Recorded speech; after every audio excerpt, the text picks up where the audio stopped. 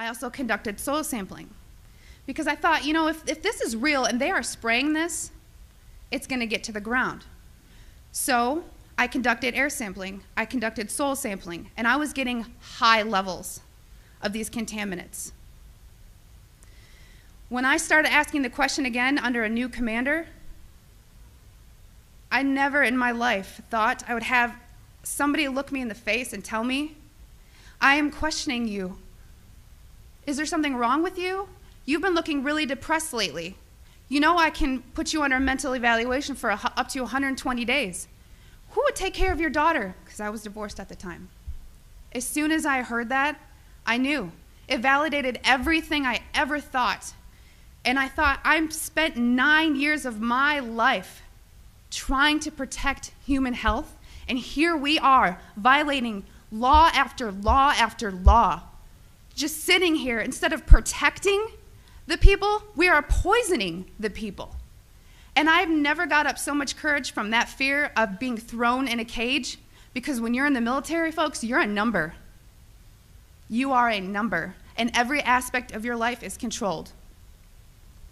I was so lucky that my enlistment was coming up and I was supposed to re-enlist. I ran and did not look back, and I have been blowing the whistle and shouting ever since. And I left October 27th, 2010.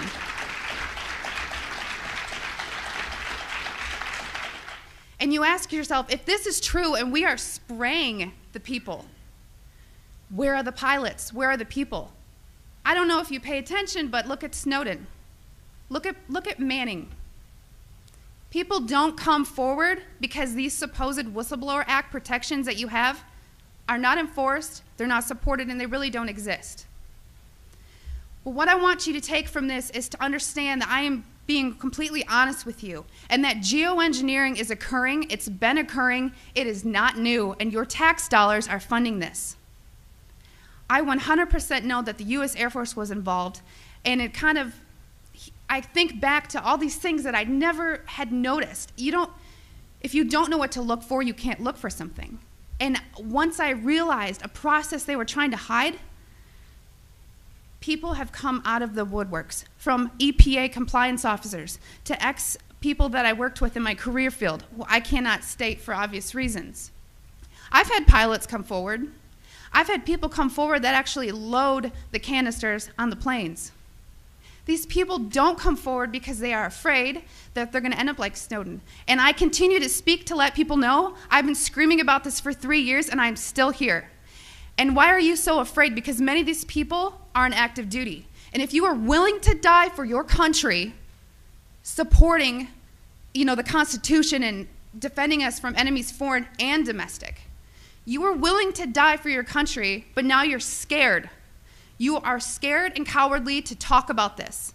So I'm not just speaking to all of you in this room, I'm speaking to all those people that are going to watch this online and watch it on YouTube. Because you can come forward, you can help expose this, and we can stop it. So many people want to ask, why? Why is this occurring? That's for later thought. From weather modification to weather weaponry, there's numerous reasons under Agenda 21 and tons of theories. But my job as an industrial hygienist is to make sure that I comply with the laws and enforce them. So it is unethical every day for all the other people that are out there that work in preventive health, or even physicians that aren't speaking about this. They need to. So one thing I want to tell you is what you can do about it. The biggest hurdle that we have is disinformation sites. I never say them, but I'm going to today, so that you know if anyone ever gives these to you as a reference to debunk you, it's Metabunk and Contrail Science. Those are two websites that are ran by a government shill named Mick West. And he is a computer gaming programmer who tries to tell you about persistent contrails. So somebody who isn't even credentialed in chemistry or physics or ecology, none of that, is trying to tell you that you're crazy. So please vet, research. And if you have something to write with, I want you to take down my email. It is Kristen, Kristen, Meghan, Meghan, @gmail.com. And by emailing me, I can give you some information for what I'm about to tell you. If you still don't believe it, or you still want to convince people, there's something you can do. You can take a glass jar. It needs to be a glass jar, so there's no BPAs. Take a rain sample and take a snow sample. I tried to discourage the soil sampling because everyone's background of where you live is different. Because a lot of the materials that are used in geoengineering are natural occurring in Earth, just not in the industrialized form that they're used. So if you take these rain samples and you take the snow samples, email me, because I cannot publicly tell you where to send them, because we've actually been blackballed by labs who refuse to run our samples. And a problem that is occurring is people are sending in rain samples to labs that don't realize how low the limit of detection needs to be, because these are nanoparticulates. They are very small. So if you email me, I can tell you where to send in your samples, and it's only around $50. That may be tough on some people, but it's way cheaper than maybe what you assumed. So I just want everyone to know and understand that of all things, of all the freedoms that we are losing, geoengineering is the #1 issue that we are facing. Because you can have guns and money and you can have everything. If you don't have food and water and you are dying of respiratory or neurological illnesses, what does it matter?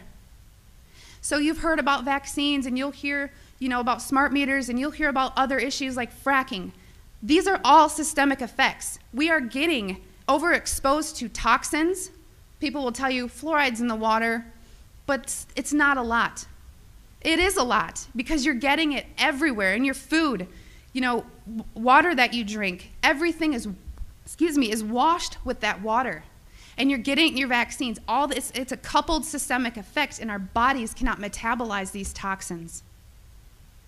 So I just want to thank you for taking the time to listen to my story, and I will continue to shout from the rooftops. I don't care how many jobs I lose. I don't care how many friends or family I lose, because I took an oath. And in 9 years, I was not able to honor that oath, but I am today.